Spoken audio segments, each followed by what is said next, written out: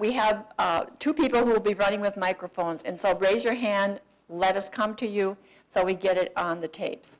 Also, if you're interested, we will sell these tapes after they've been produced by Laddie, and we can sign up for them at the back of the building. Okay.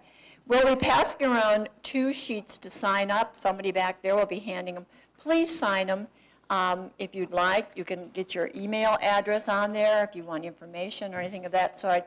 It helps us if we go to apply for grant that we are doing these programs and we have a nice attendance, so we would appreciate that. We will also be passing the hat for money if you would like to give us a donation towards what we do and the things that we've accomplished. We appreciate anything anybody would like to help us with. We're also always looking for volunteers and members. So we do have the membership list at the back. There is a volunteers.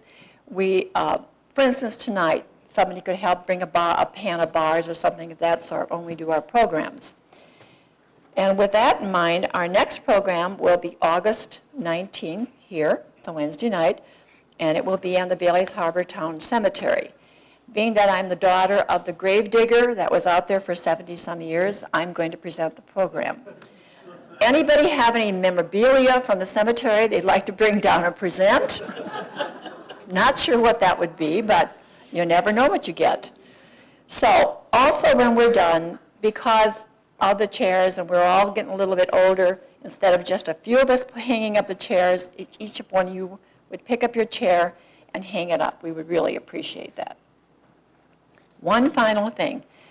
Have you been to the Tuft House where we are now sharing it with the Business Association? We've had our second display put out, and we're going to try to keep changing that at least twice a year. It is amazing the things that we found and that people have brought to us that we can show. Make a point of stopping there and looking at it. It is fascinating. Right now we've got a special display about kitchen utensils, and some of the tools that were in there, a lot of people had no idea what they were for. One of them was for scraping the hair off of a pig after a butcher. It's like, really? So it's fascinating. Now, with that in mind, I am going to introduce Roberta Burlo. She is from Immanuel. She is doing a current history for the church, and so I just snagged her and said, well, as long as you're going to do that, why don't you share it with all of us? So she brings a lot of information and a lot of pictures. Again, if you have something that you can offer to us, please share it. It would be great. So Roberta, it's all yours. Just to let you know, when Susie had mentioned something about doing this particular presentation, she said, would you help me? And I said, oh, sure, I've got all this stuff I'm putting together for the church. And the next thing was, could you do it? Okay, so there we go. We've got it. And I just want to tell you that it certainly is a pleasure to see all of you here tonight. I do want to send out, before I begin, a disclaimer. And that one is the fact that any mistakes I make are not my fault. I am an import.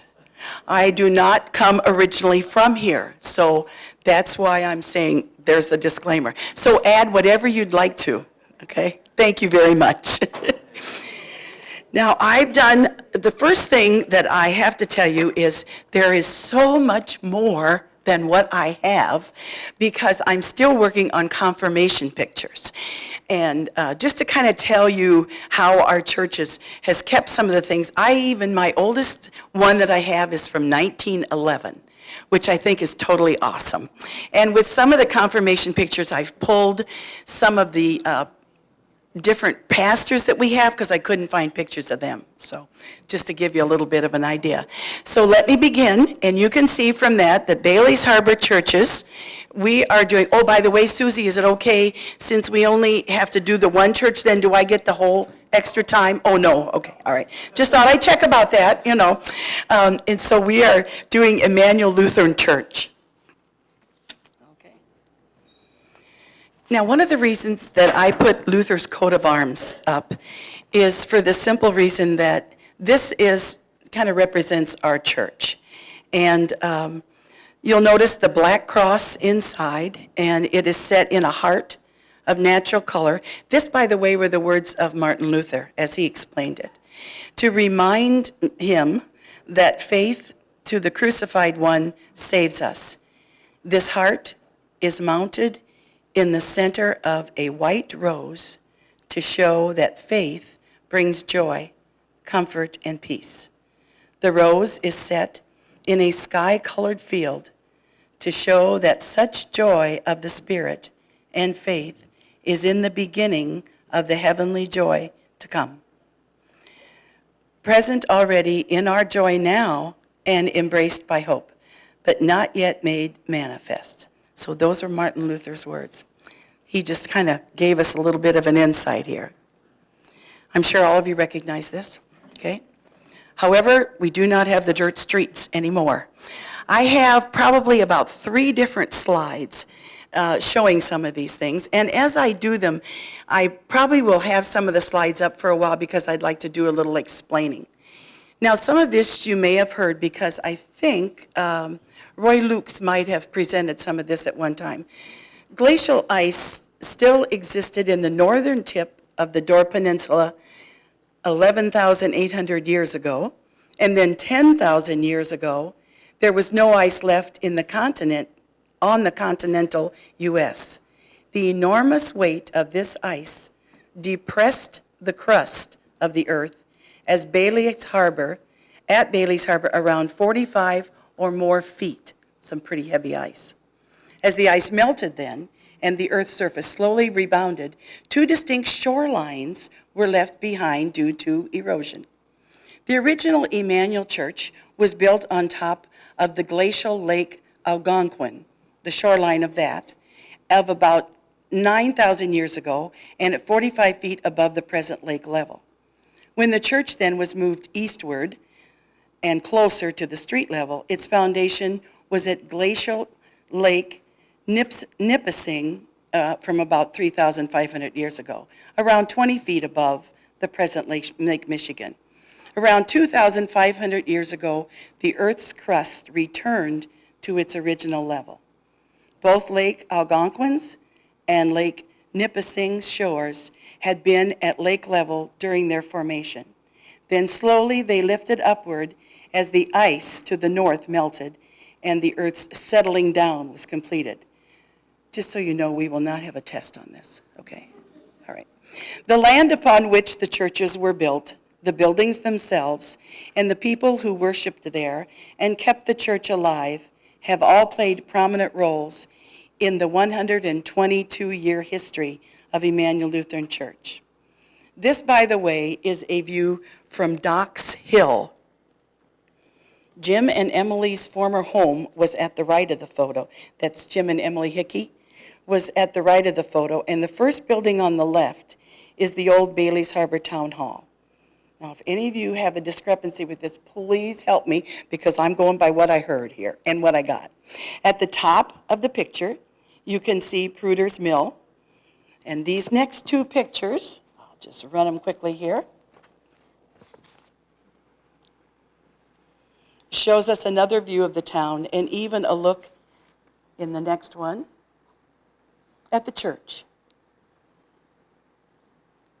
And this was after 1914. The reason we can tell that is because you'll see the steeple on there.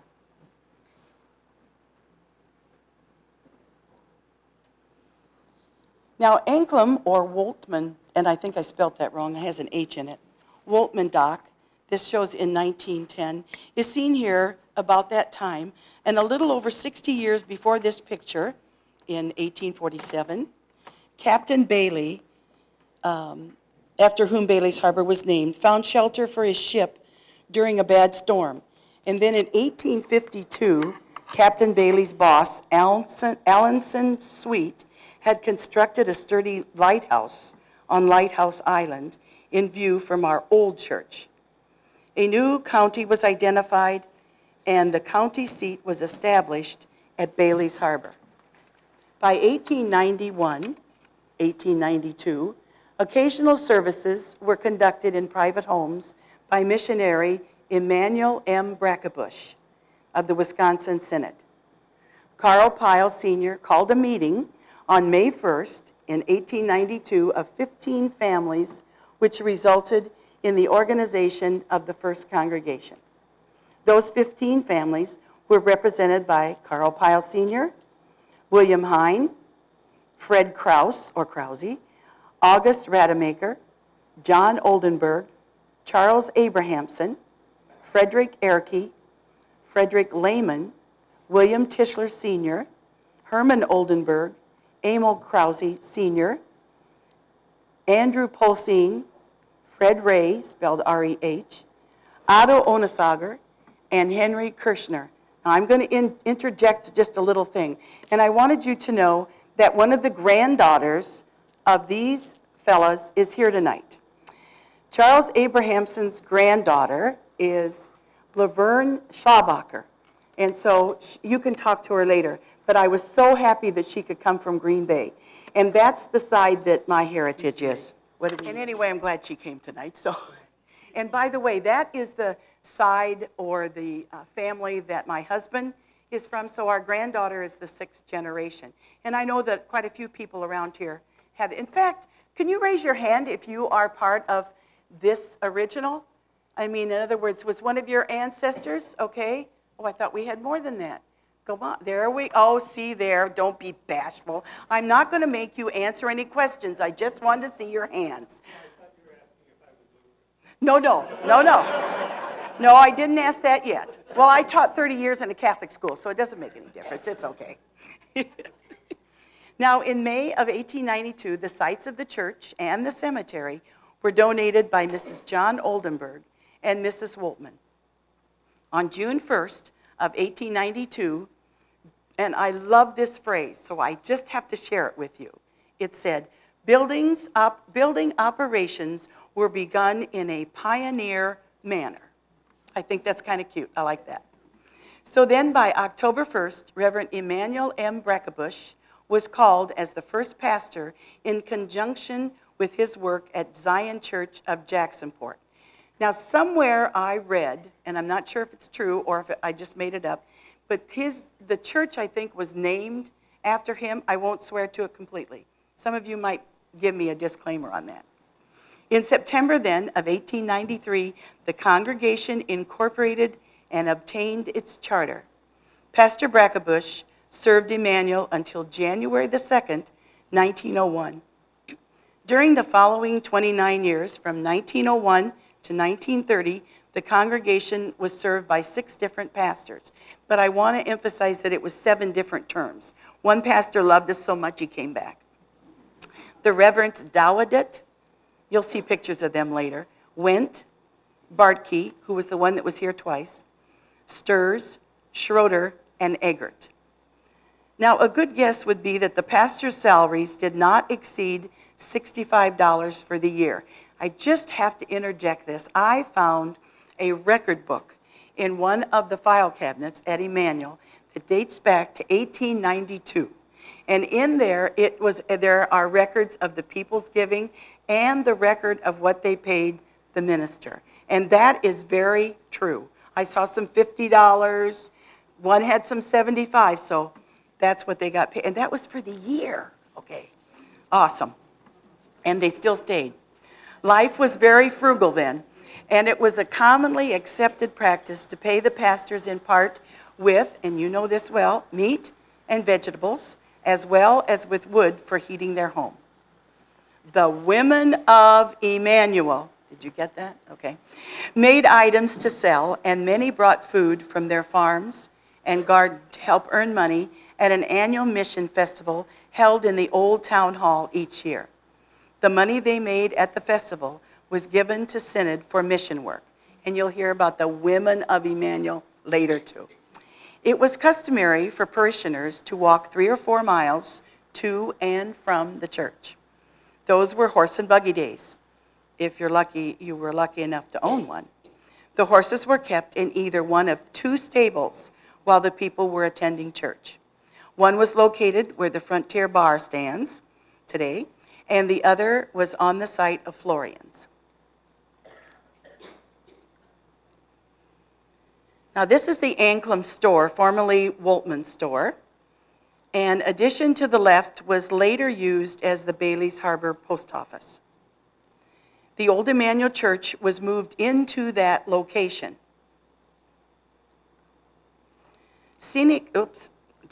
That's also another shot of it. And I didn't write down all the names. I have them in my records, but of all the people, the Anclam family, there was quite a few children.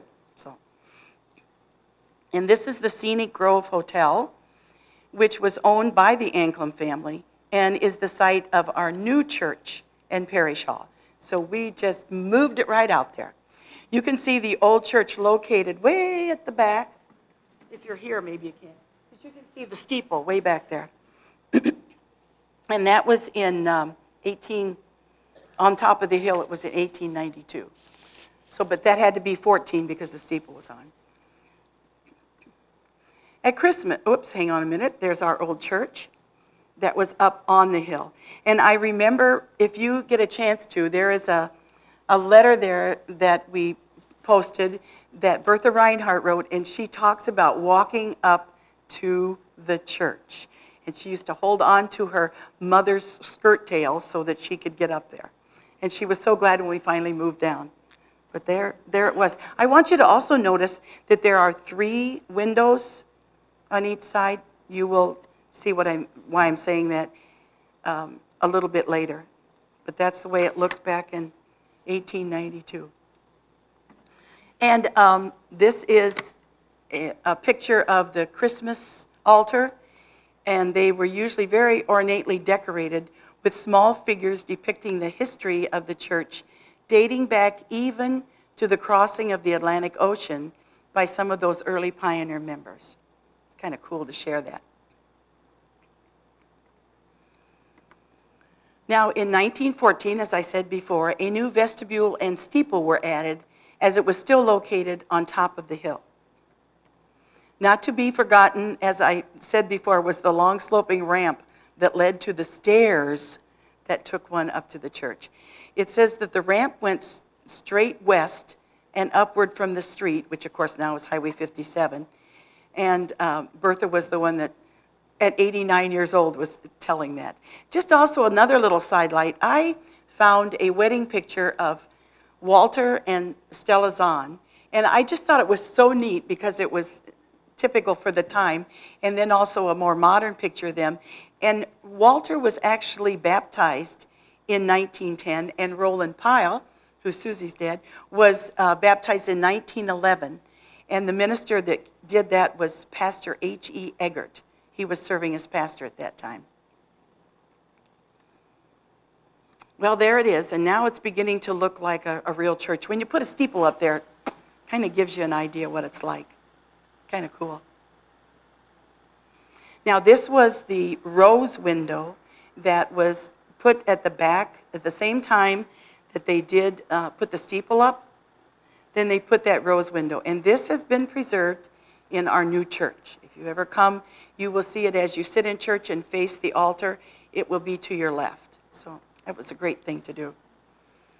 Now, the original chapel really looked like a church, and the old church was heated by wood in a big box stove that was located to one side and near the front door on the east. A stove pipe went the entire length of the church to the chimney situated on the west end of the building near the pulpit.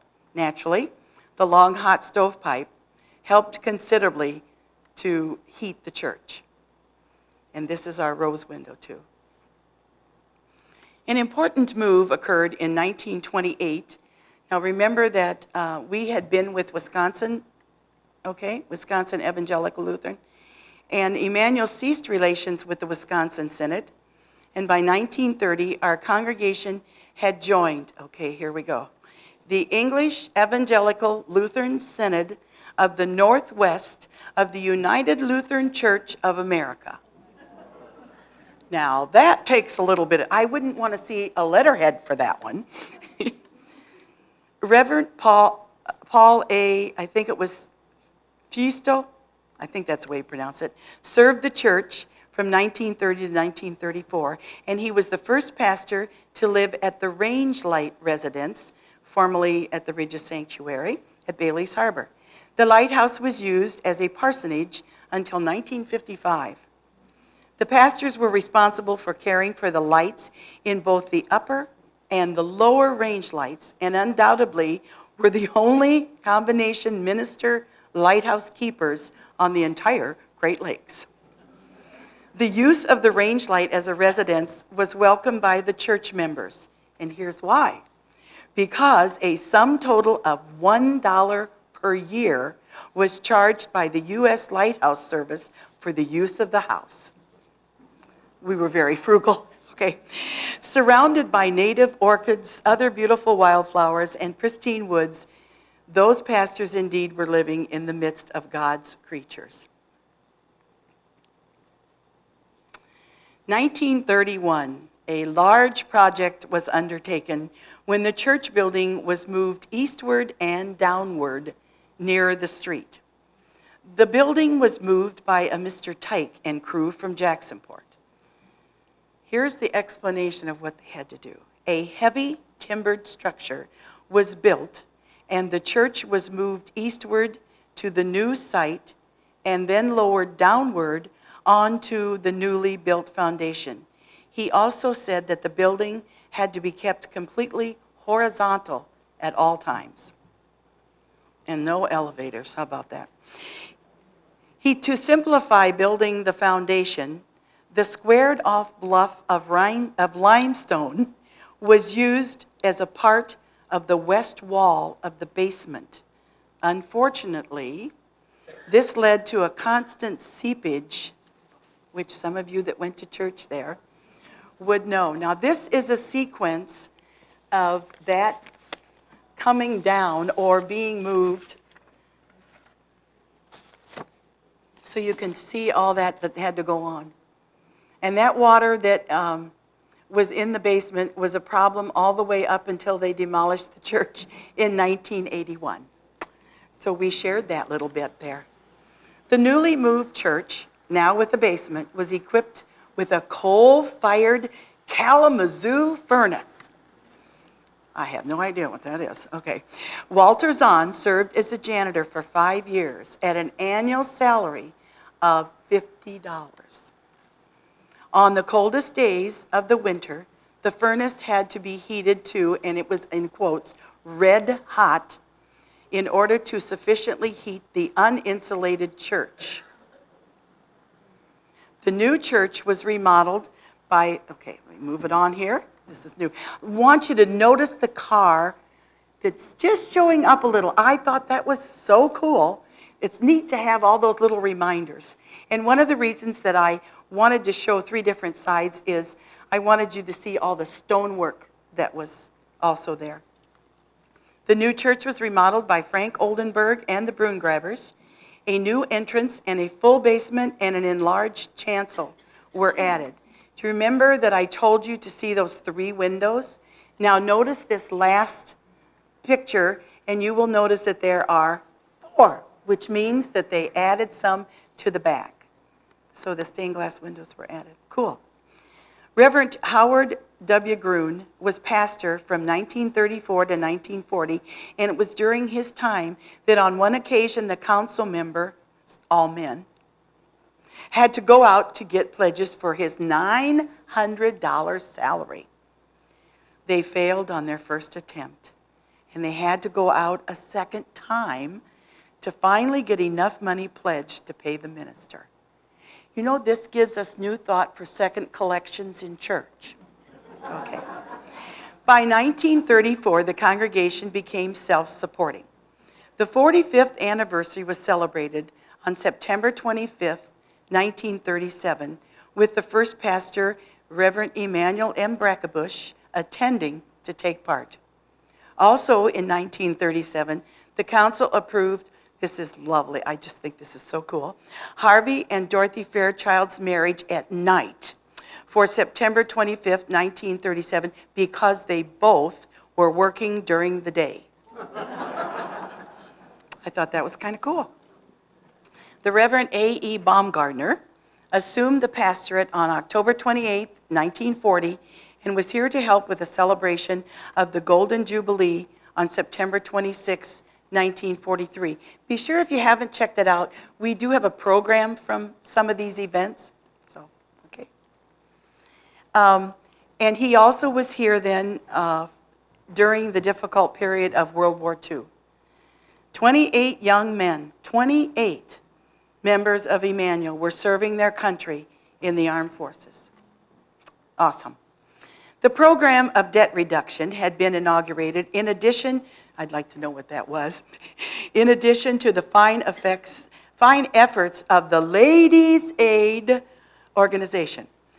Complete plumbing facilities had been installed at the Lighthouse Parsonage, thanks to the money raised by the Ladies' Aid, and the church interior was redecorated and the congregation was debt-free. Now, this is showing you some of the stone also, in color. And there's some of our new, it's around 1980, 81. And from the balcony. And what's so super cool about this, we can recognize people. There is a man, I know it's not going to show up, but there's a man over on this side, almost to the back, and I think he's here tonight. That's Toby Franke. And his, and his son Randy is sitting right next to him. But there's all kinds of different ones. I know my husband and I were looking at this and, you know, all kinds of different ones there. I thought that was kind of cool. And this shows you the chancel, too, that was added. And the altar. And I just love some of these shots. These fixtures that you see, the lamps, the lights, are still in our church now, but they have a little bit different globes. I just think they were kind of cool. This is just 3 shots. The new pews, kind of neat. And the balcony. Okay, moving on then. Let me make sure I got this. One of the longest pastorates in 1944 to 1953 was held by this man that you see there with his stole and that on is Robert, I'm sorry, let me back up. Wrong guy. Hang on. It was Pastor Gerard, and he was the one who claimed, oh, this is good, that the lightning strikes on the Range Light residence, parsonage, brought him to his knees more than once. And during 1951, this is kind of interesting, $5,620 was the total receipts. Now, $3,922 of that was used for our own expenses, and $1,698 was for the benevolent causes outside the church. Reverend Marlon Lucht served the church from 1953 to 1954, and A.P. Lee was interim pastor in 55 until Luther Jacobson, now I can go ahead here, until Luther Jacobson was called and installed in 1955. The residence of C.A. Steinke, a member of the church, was purchased for use as a parsonage.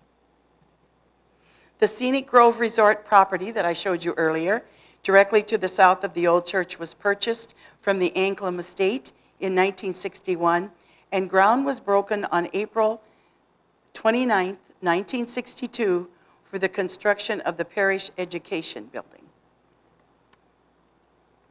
Ladies, notice the hats.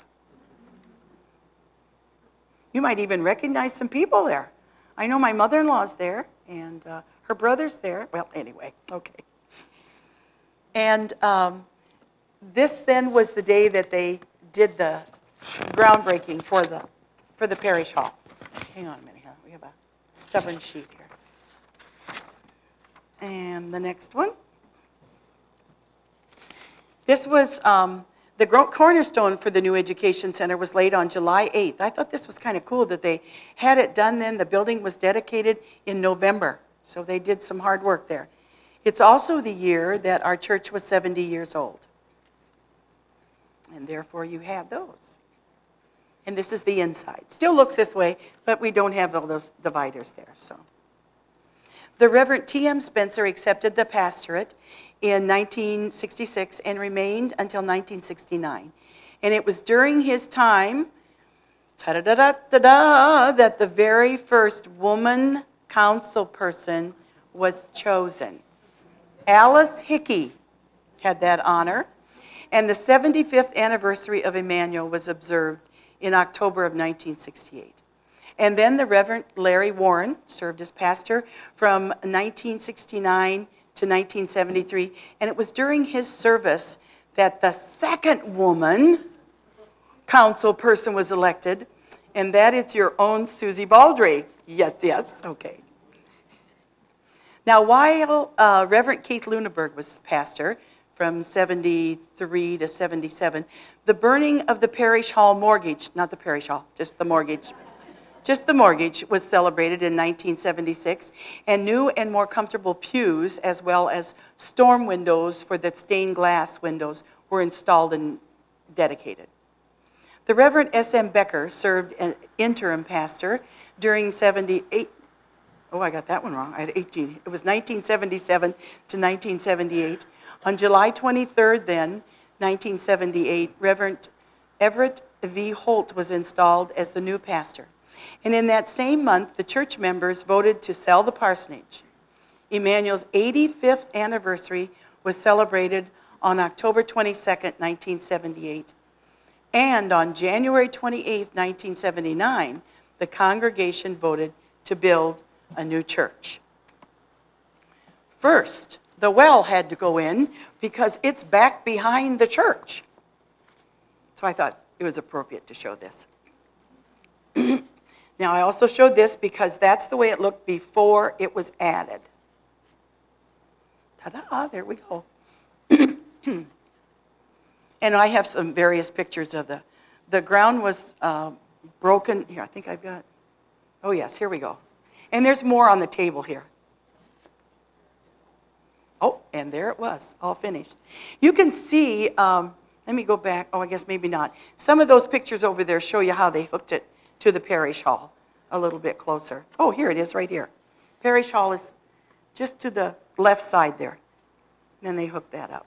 Kind of neat. Ground was broken then for the new, let's see, wait a minute here. Okay. Cornerstone, oh, here, I'm just, blah, blah, blah, blah.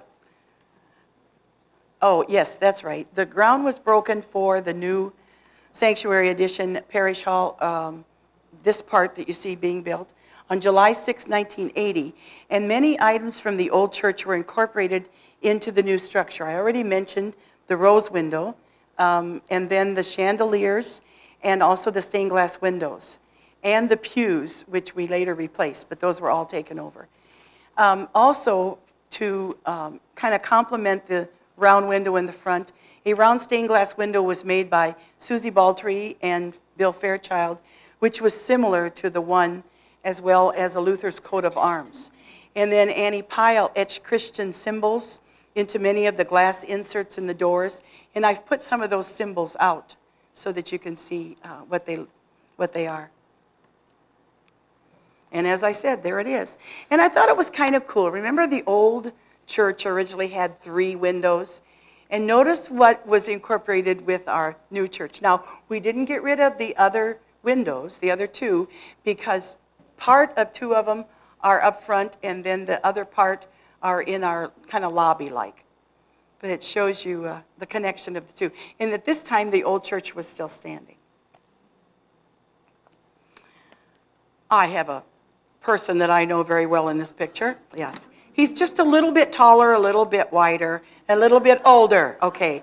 The guy with the stocking hat is our boy Danny. And this was Walter Zahn placing the artifacts into the cornerstone that was being held by Danny.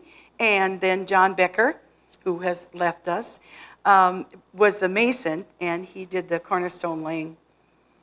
And this was on December 7th, 1980. There was a hectic third week in December filled with the last-minute construction projects, and it was followed by a massive cleaning effort by members and the big move of pews and accessories from the old church. The Christmas tree was decorated, and the poinsettias were graced in the front of the church to welcome the friends and members of the first service. And there you'll see the windows. The one on the left, the round one, is that rose window from the original church, from the church, and then the new one on the right. And you'll see the chandeliers. Notice that they now have, instead of the globes, it's kind of like a kerosene lamp type thing. And those of you that have been in the church, you have seen those. So, but it's kind of neat to incorporate the old with the new. Don't ever throw anything out. I've got to tell my husband that. So.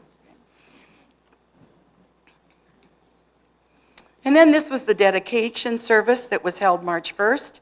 And if you look at the program from it, quite fittingly, one of the hymns sung at this service was Built on a Rock.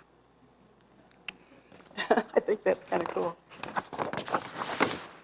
Oh, they're sticking together.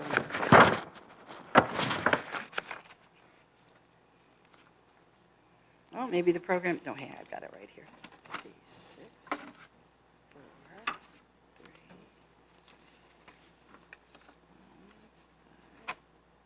2. Okay, I must have left it in my folder. I'll just keep going on. The cornerstone then was laid, and then after, I just kind of like to, I don't have a whole lot with some of the other things, but I just want to clue you in a little bit. The Reverend T.M. Spencer accepted the pastorate in 1966 and remained into 1969. And it was during his time that we talked earlier about that. And so I want to show you some of those pastors that were there. Now, I do not have a picture of Immanuel Brackenbush, but I did put his name in the dates, and the same way that was kind of interesting for Reverend Dawadat. A lot of times they just wrote his name as John, but I did find that his name was Johannes, good old German name there, 1902 to 1904. And this is Pastor Reverend Fred Wendt. Now, Susie had given me a picture with some of her relatives, and we pulled this picture from that. So that's how we've gotten some of these pictures of the pastors. The pastor on the left was Pastor Barkey, and he was the one that I said had been here twice. So we have him that way. And I have to tell you just a little story about Reverend Sturz. Now, I saw his name spelled many different ways. It was spelled S-T-U-R-T-Z, S-T-E-R-T-Z. Well, I found when I went online, good old online, and he had served a church in Shiocton. And on their website, they had some pictures of their pastors. And this was his graduation picture when he graduated from seminary. So I found out how to spell his name, for sure, for sure. The one we do not have pictures of Reverend Schroeder, and I'm still looking for some confirmation pictures for the 20s. I have none. So it would be interesting if any of you know of anyone that has family from that time. And then also Reverend Eggert, who was here from 1923 to 1927. You then will see Pastor Feustel, I think it's Feustel. See, that German pronunciation I'm not getting. Was here from 30 to 34. I mentioned him. Pastor Grun. And if I had this to do again, I would try to get those pictures where they're supposed to be. So I might rework this. On the left, you will see Pastor Baumgartner, and that's another one whose name was spelt many ways, and I finally found this was the way he did it. Reverend Gerard was here the longest, and I think there might have been quite a few people in the church that were confirmed by him, maybe baptized by him, and maybe even married by him. So, and that goes with all of them, I'm sure. Reverend Lucht was here, 1953 to 54. And I don't think, please don't take the wrong idea here, but I don't think Pastor Lee was real happy. Just a comment. Maybe he was, but, you know, it's okay. I pulled this picture out of the confirmation picture, so maybe that's why. Anyway, okay. And Pastor Jacobson was here for 10 years. Many things were accomplished while he was here, too. Pastor Spencer 1966 to 1969. Pastor Larry Warren was here from 69 to 73. And Pastor Luneberg was here from 73 to 77. And I just had to put Pastor Becker, because he was a really, I call him a cool guy. He was an interim pastor. Very good Christian man. And Pastor Holt was here from 78 to 85. Lots of construction.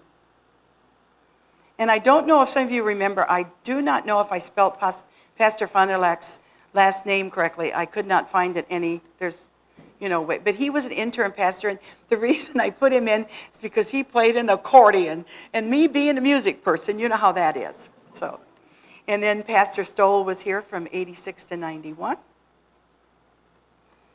Pastor Dan was here from 92 to 2001. And Reverend Randy Van Ert was here from 2001 to 2004. And our present pastor, Pastor Sue Gunderson, yes, who she was a supply pastor for a while, so that's why I put 2004, and she is still here, the present. She was actually installed then in 2005, so that gives us a little bit of a thing. Now, one of the reasons that I pulled this picture up is it just sort of gives you a little bit of an ending to what we started, and the different things that have gone on from the whole time, and our church. And not only did I want you to see the view of our church, but I wanted you to see the view from our church, which I think is kind of awesome. How many places that you would probably know would have this? So, and that pretty well kind of ties everything up. And thank you for your patience, and any comments or anything that you would like to add. Oh, thank you.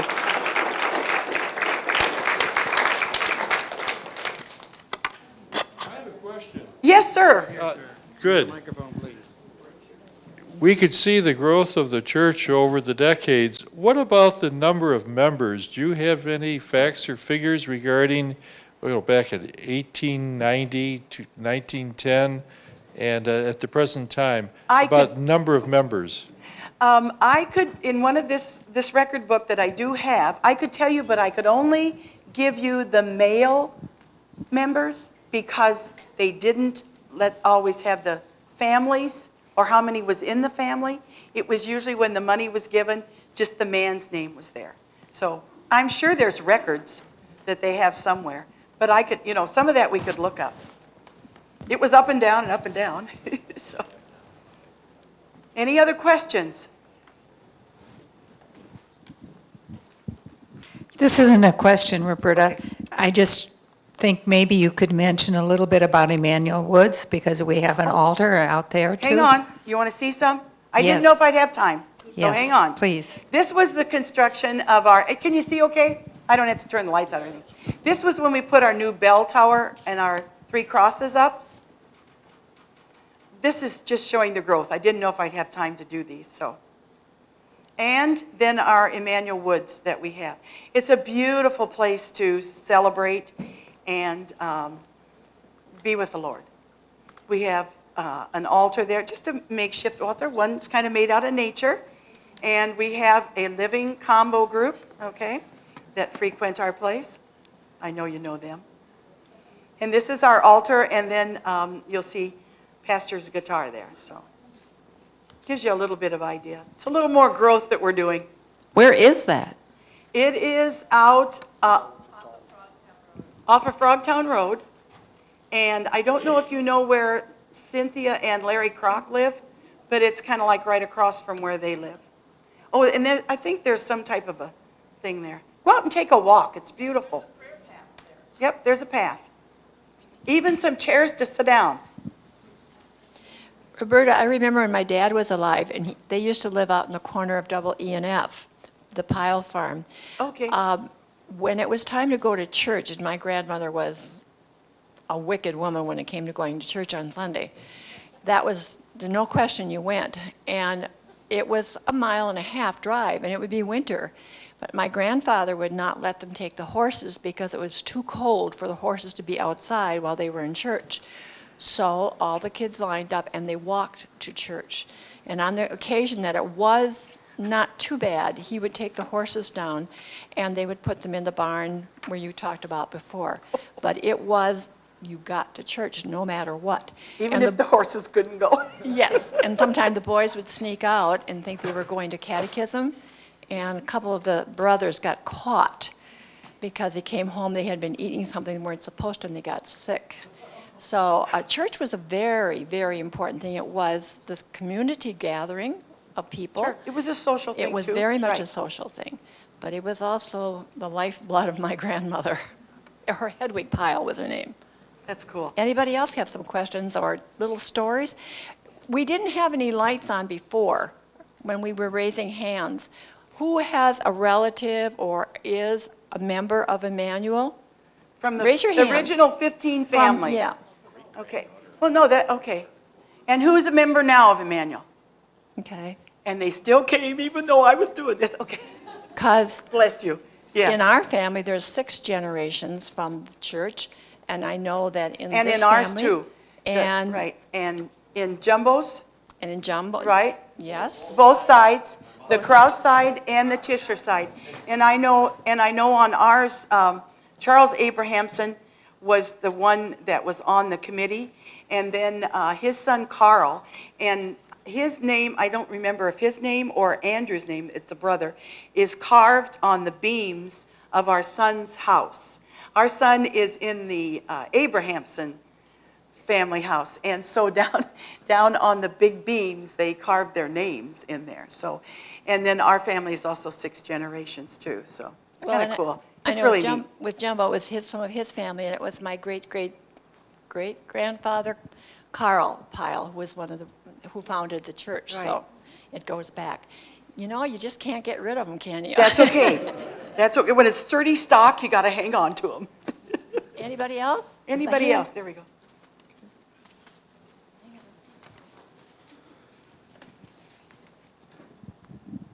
So I would like to talk about taking the old church down. Two guys had There is a started the poster back there for that too. Yeah. Sure. I wrote out the story of that when Leanne had it in the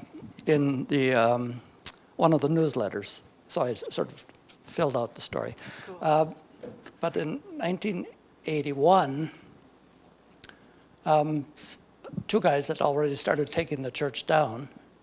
The inside, the middle of the roof had been cut out and dropped, and there was a hole in the floor.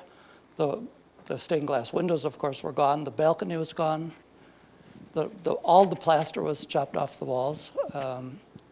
So it was open construction. And one of them always knew that I was going to be building a house. They told me I should help them take it down.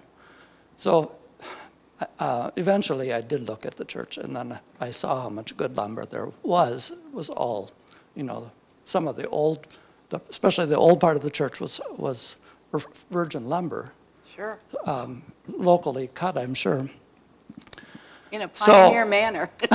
In a pioneer manner, right. So I finally agreed to help them. I set a date, or we arranged a date that we would start this. I showed up, nobody else did. And so I started pulling nails, I assumed that they would show up later or something. And the pastor came over and asked what I was doing there. And I explained the situation, and then he said, well, their contract had run out already, and he would have to talk to the church council to find out whether they would even allow me to work on the church.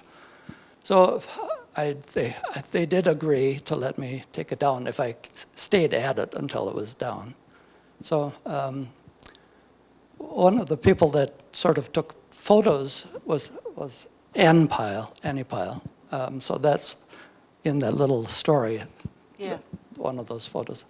So I pretty much took it down by myself. Rather scary sometimes. Was the steeple off of it too? No, I had to Okay. take the steeple down myself. Okay. Although I did have somebody help me because the church wanted to save the ornament that was on top of the steeple, which turned out to be a galvanized metal, sort of a ball, Sure. shot full of holes, and covered with seagull shit.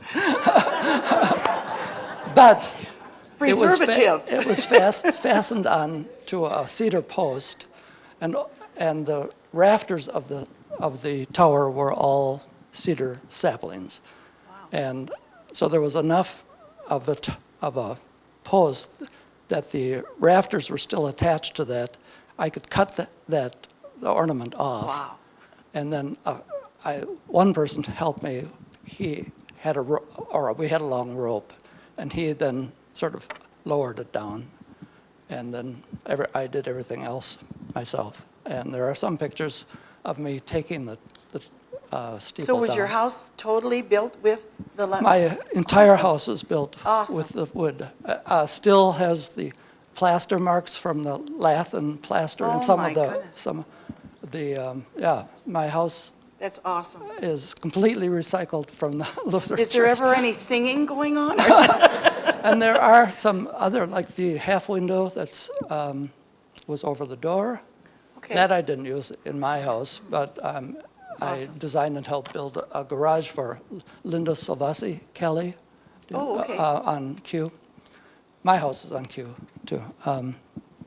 That's awesome. So that's that window and another half window, which I think must have been from the church. It may have been. I'm not really sure anymore. That's cool.